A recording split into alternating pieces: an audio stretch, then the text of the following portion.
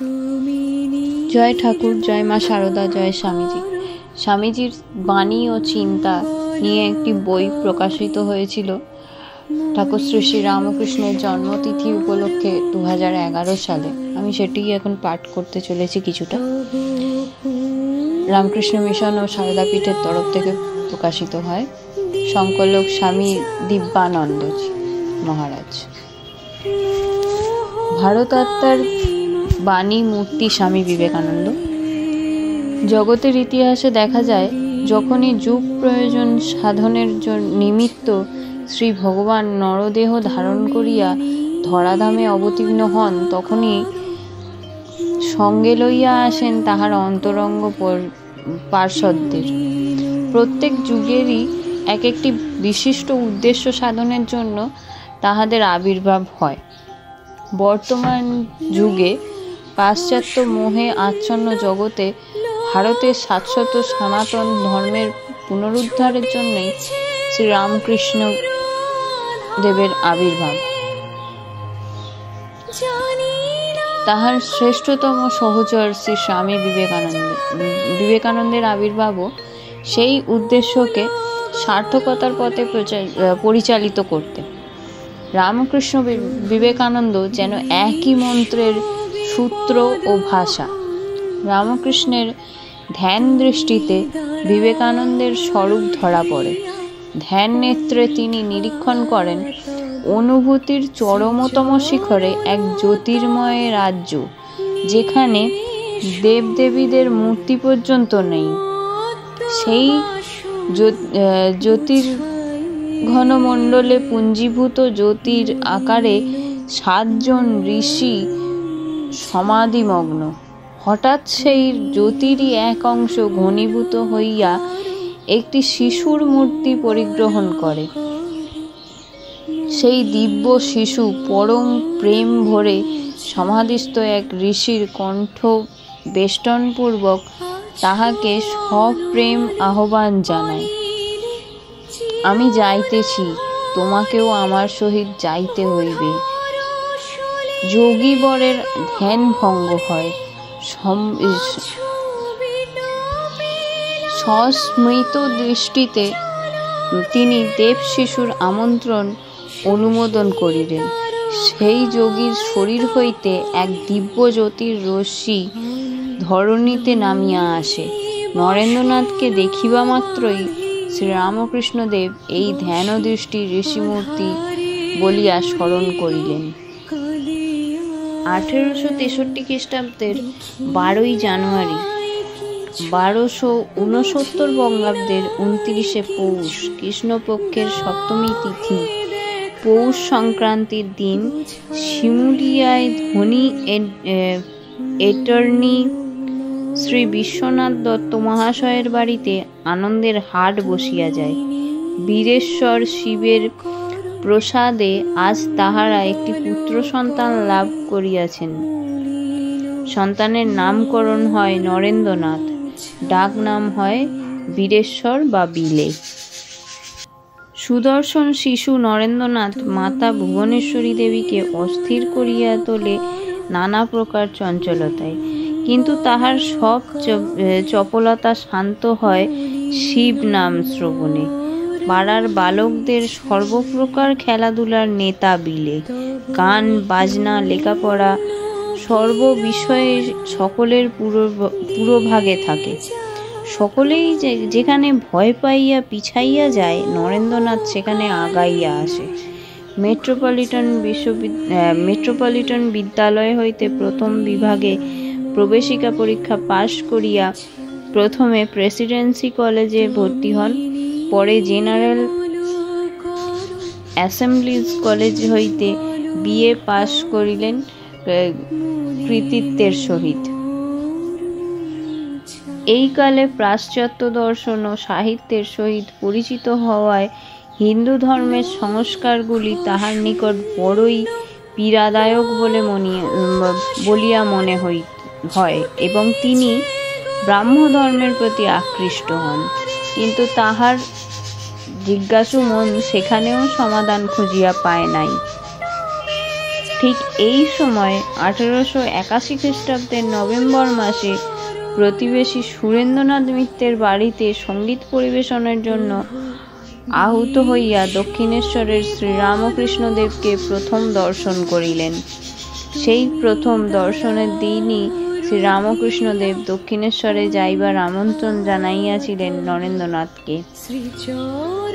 দ্বিতীয় দর্শন 1881 খ্রিস্টাব্দের পৌষ মাসে দক্ষিণেশ্বরে। পরম প্রেমে শ্রীরামকৃষ্ণদেব এই দিন নরেন্দ্রনাথকে আপনার চিহ্নিত সন্তান বলিয়া স্মরণ করাইয়া দেন। যুগ প্রয়োজন সাধনের নিমিত্তই তাহার আবির্ভাব, এই বার্তা তিনি করজোড়ে নরেন্দ্রনাথকে নিবেদন করিলেন। বিস্মিত নরেন্দ্রনাথ কৌতুক বোধ করিলেন, কিন্তু কি এক অনাস্বাদিতপূর্বক আকর্ষণ বোধ করিলেন। তিনি সেই কালী মন্দিরের দিকে স্থির থাকিতে পারিলেন না গৃহে। বারবার ছুটিয়া আসেন দক্ষিণেশ্বরে, আত্মসমর্পণ করিলেন সেই ভাবাবিমোহিত সাধকের চরণতলে। শ্রীরামকৃষ্ণ তাহার আপন ভাবে নরেন্দ্রনাথকে গড়িয়া তুলিতে থাকেন, ধ্যানে, জ্ঞানে ও তপস্যায়। রোগে শয্যাশায়ী শ্রীরামকৃষ্ণ কাশীপুর উদ্যানবাটিতে নরেন্দ্রাদি বালক ভক্তগণ সেবায় তৎপর।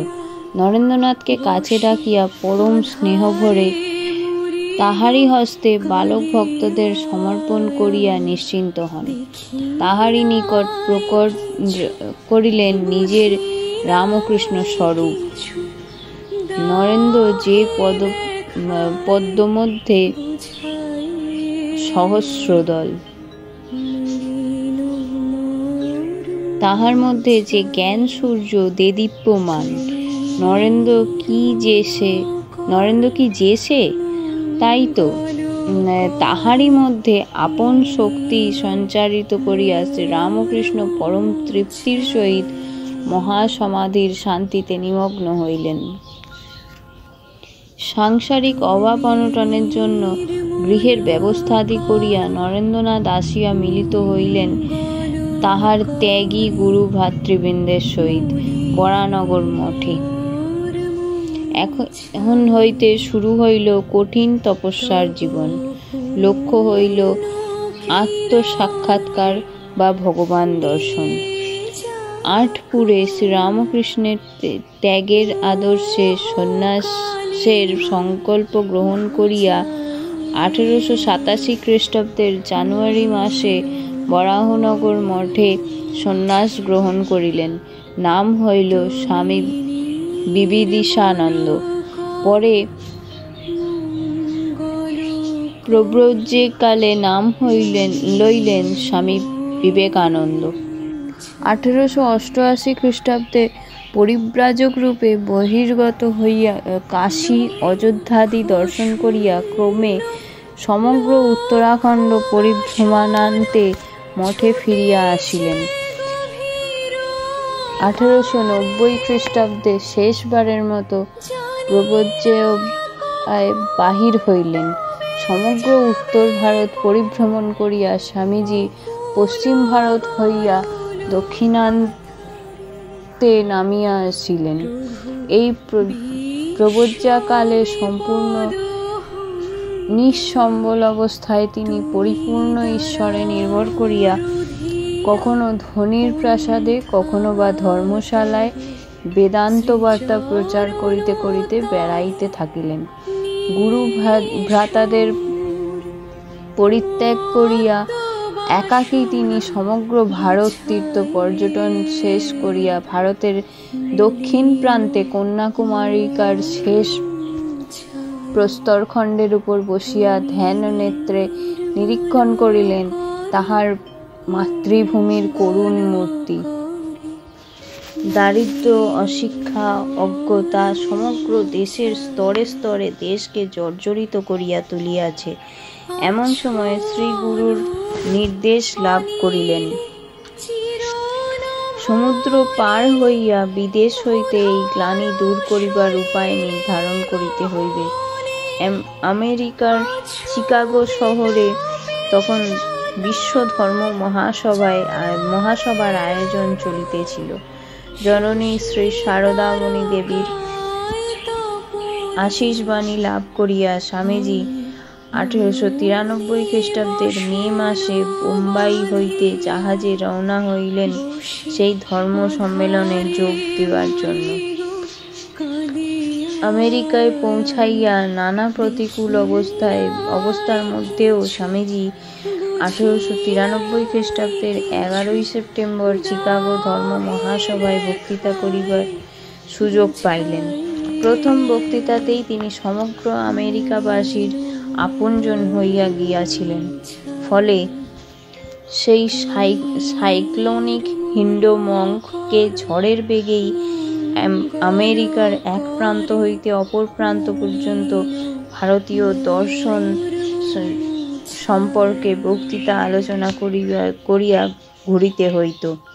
পাশ্চাত্যের জনগণ মুগ্ধ বিস্ময়ে শুনিত ভারতীয় বেদান্ত দর্শনের অপূর্ব সাম্যের বার্তা, অভূত বৈজ্ঞানিক দৃষ্টিভঙ্গি ধর্ম বিষয়ে।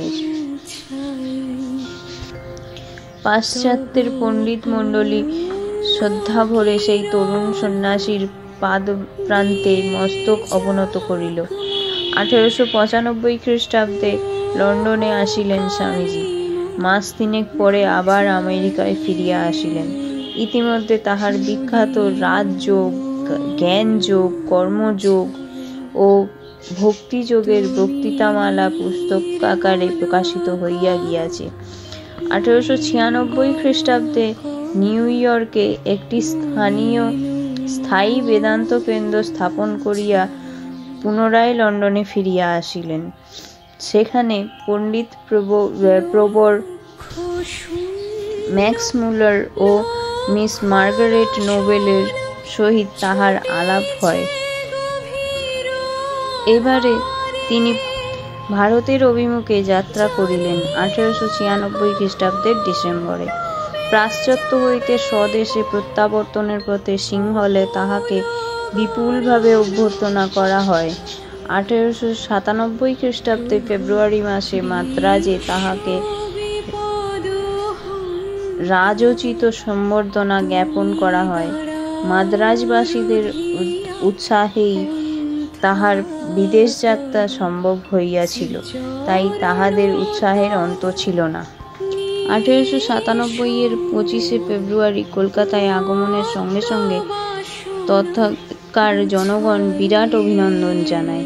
দেশে ফিরিয়া আসিয়া স্বামীজি শ্রী গুরুর ত্যাগ ও সেবার অত্যুজ্জ্বল জীবনাদর্শ সর্বসাধারণে প্রচারের নিমিত্ত শ্রীরামকৃষ্ণ মিশন প্রতিষ্ঠা করেন 1897 খ্রিস্টাব্দের 1 মে। দীর্ঘ পরিশ্রমে ক্লান্ত সন্ন্যাসী চিকিৎসকের পরামর্শক্রমে শীতপ্রধান অঞ্চল আলমোড়া যাত্রা করিলেন। পাঞ্জাব কাশ্মীর হইয়া কলকাতায় ফিরিয়া বেলুর মঠের জমি ক্রয় করিলেন 1898 খ্রিস্টাব্দের ফেব্রুয়ারি মাসে। দ্বিতীয়বার উত্তরাখণ্ডের কাশ্মীর, অমরনাথ, ক্ষীর ভবানী দর্শন করিয়া আসিয়া স্ত্রী শিক্ষা প্রসারের উদ্দেশ্যে নিবেদিতার স্থাপিত বালিকা বিদ্যালয় প্রতিষ্ঠা করিলেন 1898 খ্রিস্টাব্দের কালী পূজার দিন। উহার পূর্বদিন বেলুরের নতুন জমিতে পরমারাধ্যা শ্রী শ্রী মাতা ঠাকুরানী প্রথম পদার্পণ করিলেন। 1899 খ্রিস্টাব্দের 2 জানুয়ারি বেলুরে নতুন বাড়িতে মঠ স্থানান্তরিত হয়। এইভাবে শ্রীরামকৃষ্ণ সংঘকে সুপ্রতিষ্ঠিত করিয়া চিকিৎসকদের নির্দেশে স্বাস্থ্যোদ্ধারের জন্য স্বামীজি দ্বিতীয়বার বিদেশ যাত্রা করিলেন 1899 খ্রিস্টাব্দের 20 জুন। শারীরিক দৌর্বল্য নিবন্ধন এই যাত্রায় প্রায় 1 বৎসরের মতো লন্ডন ও আমেরিকায় কাটাইয়া প্যারিসের ধর্মেতিহাস সম্মেলনে যোগ দেবার জন্য শেষবারের মতো আমেরিকা পরিত্যাগ করিলেন। প্যারিসের সম্মেলনে যোগদানান্তর ইউরোপের বহু স্থান দর্শন করিয়া 1900 খ্রিস্টাব্দের ডিসেম্বর মাসে তিনি বেলুড় মঠে ফিরিয়া আসিলেন। তাহার প্রায় পাশ্চাত্য দেশীয় শিষ্য সেভিয়ার সাহেবের দেহত্যাগের সংবাদে ব্যাকুল হইয়া কয়েকদিন পরেই স্বামীজি মায়াবতী যাত্রা করিলেন। কিছুদিন পর সেই স্থান হইতে প্রত্যাবর্তন করিয়া পূর্ববঙ্গাভিমুখে যাত্রা করিলেন। পূর্ববঙ্গ ও আসামের তীর্থাদি দর্শন করিয়া 1900 খ্রিস্টাব্দের মাঝামাঝি সময় মঠে ফিরিয়া আসিলেন। শরীর তাহার রোগে জীর্ণ, মনও ঊর্ধ্বমুখী। জনৈক সেবককে একদিন বলিলেন, বাবা, অমরনাথ আমায় ইচ্ছামৃত্যু বর দিয়েছে। 1901 খ্রিস্টাব্দে মঠে প্রতিমায় দুর্গাপূজা করানো হইল। 1902 খ্রিস্টাব্দের জানুয়ারি মাসে প্রসিদ্ধ জাপানি শিল্পী ওকাকুরার সহিত বোধ গয়া দর্শন করিয়া আসিলেন। শরীর তাহার ক্রমশই ভাঙিয়া পড়িতেছে। জুলাই মাসের প্রথম দিকে একদিন মঠের জমিতে পদাচরণ করিতে করিতে বিল্বমূলের নিকটে একটি স্থান নির্দেশ করিয়া বলিলেন, আমার শরীর ত্যাগ হলে এই স্থানে সৎকার করবি। 4 জুলাই সারাদিন দিব্যভাবে বিভোর স্বামীজি ধ্যানন্তে মন্দির হইতে নামিবার সময় অস্পষ্ট স্বরে বলিতে লাগিলেন, যদি আর একটি বিবেকানন্দ থাকত তবে বুঝতে পারত বিবেকানন্দ কি করে গেল। সন্ধ্যায় সন্ধ্যা বন্দনাদি সাঙ্গ করিয়া শয্যায় শয়ন করিলেন। আর সেই অবস্থাতেই শ্রীরামকৃষ্ণের শ্রেষ্ঠতম সন্তান যোগীশ্রেষ্ঠ বিবেকানন্দ মত্তলীলার অবসান ঘটাইয়া মহাসমাধিমগ্ন হইলেন। যুগ যুগ ধরিয়া ভারতের তত্ত্বদর্শী ঋষিকুল ধ্যানের গভীরে যে সত্যের আস্বাদন করিয়াছেন, তাহারই বাঙ্গময় মূর্তি বিকীর্ণ হইয়া আছে উপনিষদের প্রতিটি মন্ত্রে। তাহারা অনুভব করিয়াছিলেন বিশ্ব চরাচর ব্রহ্মেরই সৃষ্টি, ব্রহ্মেই বিধৃত হইয়া আছে, আবার ব্রহ্মেতেই লীন হইবে, অর্থাৎ ব্রহ্মময় এই জগৎ। দেশ হিংসা কাহাকে করিবে, আর কেই বা করিবে? সর্বং খলিবিদং ব্রহ্ম। ভারতাত্মার এই 700 বাণী ভারত ইতিহাসের পুনরাবর্তনের সাথে সাথে নব নব সুরে নানান কণ্ঠে বারে বারে উচ্চারিত হইয়াছে। ভারতের বিস্মৃত প্রায় চিরন্তন এই সত্যানুভূতি বর্তমান যুগে আরও উজ্জ্বল এবং সুস্পষ্টভাবে রূপায়িত হয় ভগবান শ্রীরামকৃষ্ণের সাধনায়। সব সাধনার অন্তে পৌঁছাইয়া তিনি আশ্চর্য সহজ সরল ভাষায় ঘোষণা করিলেন, যত্র জীব তত্র শিব, যত মত তত পথ। শ্রীরামকৃষ্ণ ভাবধারায় শ্রেষ্ঠতম বাহক ও ধারক স্বামী বিবেকানন্দ সেই পূর্ণ সুরধ্বনিকে, ভারতের চির পুরাতন সত্যকে ছড়াইয়া দিলেন বিশ্বের সর্বত্র। দিক হইতে দিগন্তরে ছড়াইয়া পড়িল বীর সন্ন্যাসী বিবেকানন্দের কম্বুক কণ্ঠে উচ্চ নিনাদ। ব্রহ্ম হইতে কীট পরমাণু, সর্বভূতে সেই প্রেমময়, মন প্রাণ শরীর অপূর্ণ করে সখে এ সবার পায়। বহু রূপে সম্মুখে তোমায় ছাড়ি কোথা খুঁজিছ ঈশ্বর। জীবে প্রেম করে যেই জন, সেই জন সেবিছে ঈশ্বর। ভারতীয় সাধনার চরমতম কাম্য হইতেছে ওই স্বরূপ উপলব্ধি, সর্বত্র ব্রহ্ম দর্শন। আর এই অবস্থা লাভের জন্য সনাতন বৈদিক ধর্মের প্রধানত 4টি পথের নির্দেশ দেওয়া হইয়াছে। শাস্ত্রে সেই এক একটি পথের নাম যোগ বা উপায়। একমাত্র ঈশ্বরই সত্য, আর সব অনিত্য। বিচারের দ্বারা এই জ্ঞানে প্রতিষ্ঠিত হইয়া যিনি সর্বভূতে সেই আত্মাকেই অনুভব করিয়া থাকেন, তিনি জ্ঞানযোগী। যিনি ঈশ্বরকেই আপনার সর্বস্ব জ্ঞান করিয়া প্রেমে তাহাতেই তন্ময় হইয়া আত্মনিবেদন করেন, তিনি ভক্তিযোগের উপাসক। যিনি সর্বকর্ম ফলাকাঙ্ক্ষা পরিত্যাগ করিয়া সম্পূর্ণরূপে নিষ্কাম হইয়া ঈশ্বরের প্রীতির জন্য কর্ম করিয়া থাকেন, তিনি কর্মযোগের সাধক। আর বিশ্ব চরাচর আকর্ষণী মায়ায় রাজ্য হইতে বিক্ষিপ্ত চিত্তকে গুটাইয়া আনিয়া উহার সমস্ত বৃত্তিকে নিরুদ্ধ করিয়া যিনি স্বরূপে অবস্থান করিতে যত্নপর, তিনি রাজযোগ বা ধ্যান যোগের সাধন করিতেছেন। বিভিন্ন যুগে বিভিন্ন অবতারে পূর্বোক্ত ভাবের কোনটির বিশেষ প্রকাশ দেখা গিয়াছে, কিন্তু বর্তমান যুগে ভগবান শ্রীরামকৃষ্ণের যুগ প্রয়োজনানুযায়ী জ্ঞান, কর্ম, ভক্তি ও ধ্যান এই যোগ চতুষ্টয়ের সমন্বয় অপূর্বভাবে দেখা গিয়াছে।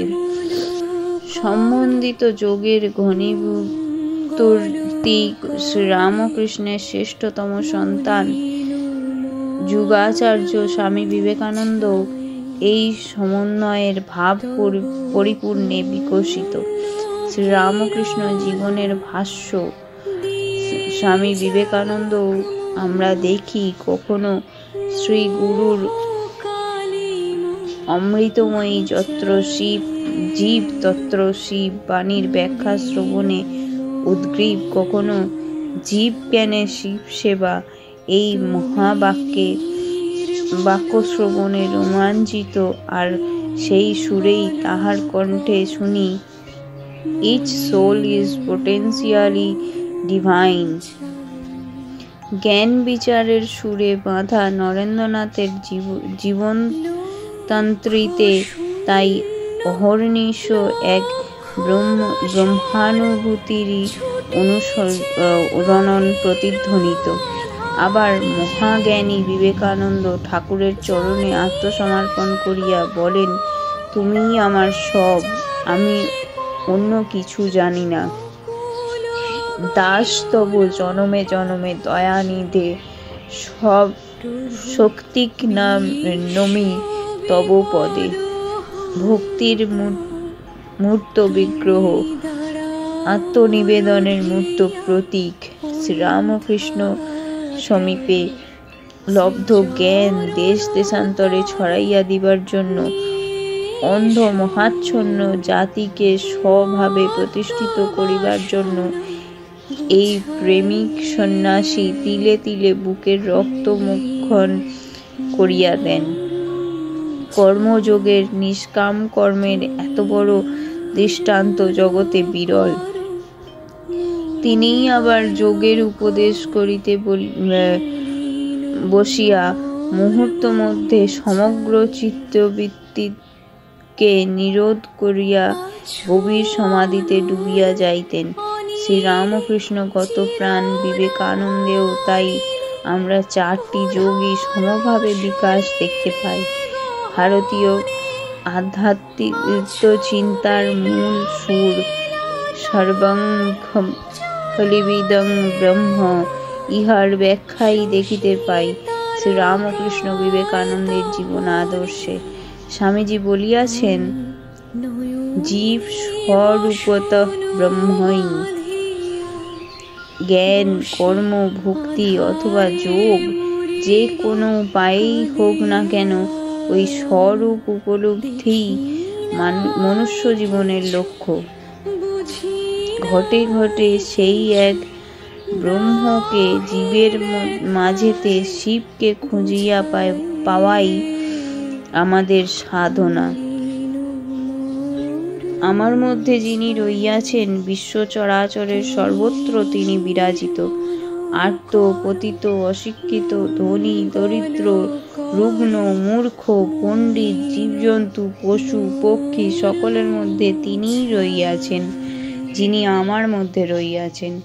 এই বোধ হইলে আর ভেদ কোথায়? পরকে, আলাদা কিসের? সবই তো এক। এই একাত্মে প্রতিষ্ঠিত হইয়া আত্মবুদ্ধিতে যখন কোনো কাজ করা যায়, তখন তাহাই হইবে সেবা। জীব জ্ঞানে শিব সেবা। তখন জীব বলিয়া কিছু নাই, এক ব্রহ্মেরই অর্চনা হইতেছে, তখন ব্রহ্মেরই দ্বারাই। ইহাই হইতেছে শ্রীরামকৃষ্ণ বিবেকানন্দের প্রদর্শিত সেবার মূল কথা। বেদান্তের এক চরমতম লক্ষ্যে পৌঁছাইবার সাধন রূপে স্বামীজি জ্ঞান, কর্ম, যোগ, ভক্তির সম্বন্ধিত পথে বর্তমান যুগ মানুষকে উদ্বোধিত করিয়াছেন। শ্রীরামকৃষ্ণের অভিন্ন বিগ্রহ স্বামীজির মনন ও ধ্যান, ওই সমন্বয়ের পথ ধরিয়া আমাদের জীবনকে মহীয়ান করিবে। সমাপ্ত। জয় ঠাকুর, জয় মা শারদা, জয় স্বামীজি। স্বামীজির বাণী ও চিন্তা নিয়ে একটি বই প্রকাশিত হয়েছিল ঠাকুর শ্রী শ্রী রামকৃষ্ণের জন্মতিথি উপলক্ষে 2011 সালে। আমি সেটি এখন পাঠ করতে চলেছি কিছুটা। রামকৃষ্ণ মিশন ও সারদা পীঠের তরফ থেকে প্রকাশিত হয়। সংকলক স্বামী দিব্যানন্দ মহারাজ। ভারত আত্মার বাণী মূর্তি স্বামী বিবেকানন্দ। জগতের ইতিহাসে দেখা যায়, যখনই যুগ প্রয়োজন সাধনের নিমিত্ত শ্রী ভগবান নরদেহ ধারণ করিয়া ধরাধামে অবতীর্ণ হন, তখনই সঙ্গে লইয়া আসেন তাহার অন্তরঙ্গ পার্ষদদের। প্রত্যেক যুগেরই এক একটি বিশিষ্ট উদ্দেশ্য সাধনের জন্য তাহাদের আবির্ভাব হয়। বর্তমান যুগে পাশ্চাত্য মোহে আচ্ছন্ন জগতে ভারতের শাশ্বত সনাতন ধর্মের পুনরুদ্ধারের জন্যই শ্রীরামকৃষ্ণ দেবের আবির্ভাব। তাহার শ্রেষ্ঠতম সহচর শ্রী স্বামী বিবেকানন্দের আবির্ভাবও সেই উদ্দেশ্যকে সার্থকতার পথে পরিচালিত করতে। রামকৃষ্ণ বিবেকানন্দ যেন একই মন্ত্রের সূত্র ও ভাষা। রামকৃষ্ণের ধ্যান দৃষ্টিতে বিবেকানন্দের স্বরূপ ধরা পড়ে। ধ্যান নেত্রে তিনি নিরীক্ষণ করেন অনুভূতির চরমতম শিখরে এক জ্যোতির্ময় রাজ্য, যেখানে দেবদেবীদের মূর্তি পর্যন্ত নেই। সেই জ্যোতির্ঘনমণ্ডলে পুঞ্জীভূত জ্যোতির আকারে 7 জন ঋষি সমাধিমগ্ন। হঠাৎ সেই জ্যোতিরই এক অংশ ঘনীভূত হইয়া একটি শিশুর মূর্তি পরিগ্রহণ করে। সেই দিব্য শিশু পরম প্রেম ভরে সমাধিস্থ এক ঋষির কণ্ঠ বেষ্টনপূর্বক তাহাকে সপ্রেম আহ্বান জানায়, আমি যাইতেছি, তোমাকেও আমার সহিত যাইতে হইবে। যোগীবরের ধ্যান ভঙ্গ হয়। সস্মিত দৃষ্টিতে তিনি দেব শিশুর আমন্ত্রণ অনুমোদন করিলেন। সেই যোগীর শরীর হইতে এক দিব্য জ্যোতির রশ্মি ধরণীতে নামিয়া আসে। নরেন্দ্রনাথকে দেখিবা মাত্রই শ্রীরামকৃষ্ণদেব এই ধ্যান দৃষ্টি ঋষিমূর্তি বলিয়া স্মরণ করিলেন। 1863 খ্রিস্টাব্দের 12ই জানুয়ারি 1269 বঙ্গাব্দের 29শে পৌষ কৃষ্ণপক্ষের সপ্তমী তিথি পৌষ সংক্রান্তির দিন শিমুলিয়ায় ধনী অ্যাটর্নি শ্রী বিশ্বনাথ দত্ত মহাশয়ের বাড়িতে আনন্দের হাট বসিয়া যায়। বীরেশ্বর শিবের প্রসাদে আজ তাহারা একটি পুত্র সন্তান লাভ করিয়াছেন। সন্তানের নামকরণ হয় নরেন্দ্রনাথ, ডাক নাম হয় বীরেশ্বর বা বিলে। সুদর্শন শিশু নরেন্দ্রনাথ মাতা ভুবনেশ্বরী দেবীকে অস্থির করিয়া তোলে নানা প্রকার চঞ্চলতায়, কিন্তু তাহার সব চপলতা শান্ত হয় শিব নাম শ্রবণে। পাড়ার বালকদের সর্বপ্রকার খেলাধুলার নেতা বিলে। গান বাজনা লেখাপড়া সর্ব বিষয়ে সকলের পুরোভাগে থাকে। সকলেই যেখানে ভয় পাইয়া পিছাইয়া যায়, নরেন্দ্রনাথ সেখানে আগাইয়া আসে। মেট্রোপলিটন বিদ্যালয় হইতে প্রথম বিভাগে প্রবেশিকা পরীক্ষা পাশ করিয়া প্রথমে প্রেসিডেন্সি কলেজে ভর্তি হন, পরে জেনারেল অ্যাসেম্বলিজ কলেজ হইতে বিএ পাশ করিলেন কৃতিত্বের সহিত। এই কালে পাশ্চাত্য দর্শন ও সাহিত্যের সহিত পরিচিত হওয়ায় হিন্দু ধর্মের সংস্কারগুলি তাহার নিকট বড়ই পীড়াদায়ক বলিয়া মনে হয় এবং তিনি ব্রাহ্ম ধর্মের প্রতি আকৃষ্ট হন। কিন্তু তাহার জিজ্ঞাসু মন সেখানেও সমাধান খুঁজিয়া পায় নাই। ঠিক এই সময় 1881 খ্রিস্টাব্দের নভেম্বর মাসে প্রতিবেশী সুরেন্দ্রনাথ মিত্রের বাড়িতে সঙ্গীত পরিবেশনের জন্য আহুত হইয়া দক্ষিণেশ্বরের শ্রীরামকৃষ্ণদেবকে প্রথম দর্শন করিলেন। সেই প্রথম দর্শনের দিনই শ্রীরামকৃষ্ণদেব দক্ষিণেশ্বরে যাইবার আমন্ত্রণ জানাইয়াছিলেন নরেন্দ্রনাথকে। দ্বিতীয় দর্শন 1881 খ্রিস্টাব্দের পৌষ মাসে দক্ষিণেশ্বরে। পরম প্রেমে শ্রীরামকৃষ্ণদেব এই দিন নরেন্দ্রনাথকে আপনার চিহ্নিত সন্তান বলিয়া স্মরণ করাইয়া দেন। যুগ প্রয়োজন সাধনের নিমিত্তই তাহার আবির্ভাব, এই বার্তা তিনি করজোড়ে নরেন্দ্রনাথকে নিবেদন করিলেন। বিস্মিত নরেন্দ্রনাথ কৌতুক বোধ করিলেন, কিন্তু কি এক অনাস্বাদিতপূর্বক আকর্ষণ বোধ করিলেন। তিনি সেই কালী মন্দিরের দিকে স্থির থাকিতে পারিলেন না গৃহে, বারবার ছুটিয়া আসেন দক্ষিণেশ্বরে।